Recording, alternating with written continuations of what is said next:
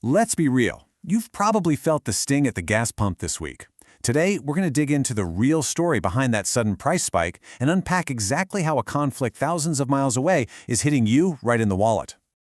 It really all starts with this number. Oil has officially blown past the $100 a barrel mark.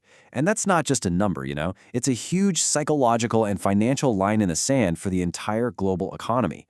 And believe me, this isn't just a little blip on the radar. Market analysts are literally calling this uncharted territory. Some are even warning that the sky is the limit. There's a very real fear that prices could just keep climbing if things don't calm down. The stakes? Incredibly high. Okay, so let's dive into the why. To really get what's happening, we have to zero in on one very specific place on the map, what you could call a critical choke point for the world's oil supply. And that place is the Strait of Hormuz. Right now, shipping through this absolutely vital channel has basically ground to a halt because of a growing conflict in the area. And this isn't just some regional problem, it's a full-blown global economic event. And this chart, wow, this really puts the scale of the problem into perspective, doesn't it? A full 20%. Think about that, 1/5 of the entire planet's energy supply has to squeeze through that one narrow waterway. So when it gets blocked, everybody, and I mean everybody, feels it. So the big question is, how does a traffic jam in a strait halfway around the world actually end up costing you more money? Well, you can pretty much draw a straight line from that conflict through the global market and right to your bank account. And the most immediate, in-your-face impact? It's right there at the pump. According to AAA, the average price for a gallon of gas has already shot up by 48 cents. And get this, that's in just 1 week. But the chain reaction, it goes way beyond just your car. Higher oil prices mean jet fuel costs more, so your flights get more expensive. It means higher transportation costs for the trucks that deliver, well, everything. It can even mess with fertilizer production, which, you guessed it, can lead to higher prices at the grocery store. So this all leads to a huge debate. Is this just a short-term headache, or is it something way more serious? On one side, you have the administration, who's calling it temporary, saying it's just emotional reactions and will be over in weeks, not months. But then you have economist Jared Bernstein, who says no, this is a very real pocketbook issue that is likely to get worse.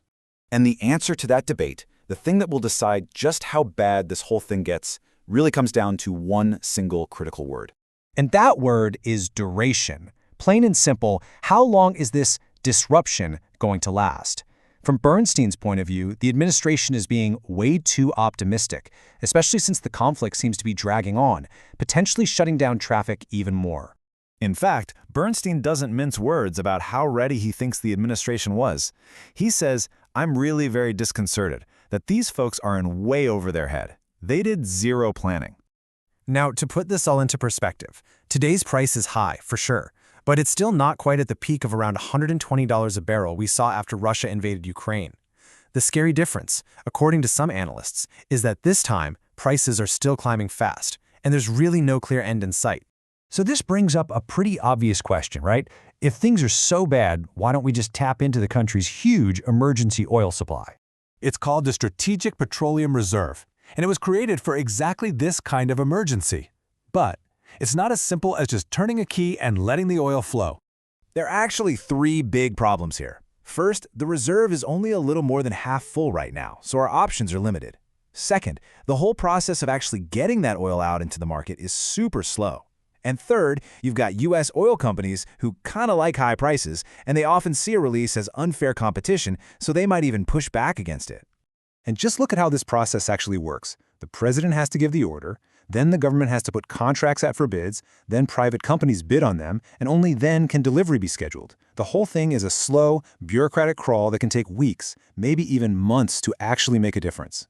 So if the emergency reserve isn't some magic bullet, we've got to ask, what else is going on?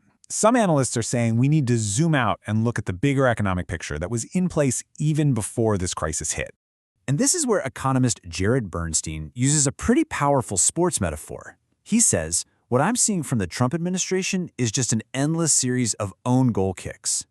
In his view, some of the administration's own policies are actually adding to the economic pressure we're all feeling.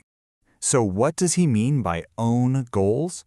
Well, he points to a few specific things that he argues created economic instability long before this current crisis.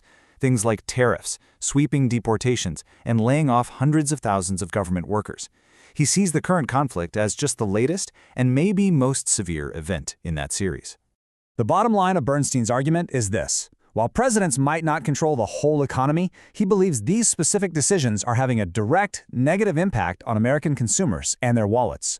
And that kind of leaves us with a big, complicated question to chew on. In moments like these, how do we tell the difference between global events a leader can't control and the economic fallout that might be the direct result of their own choices?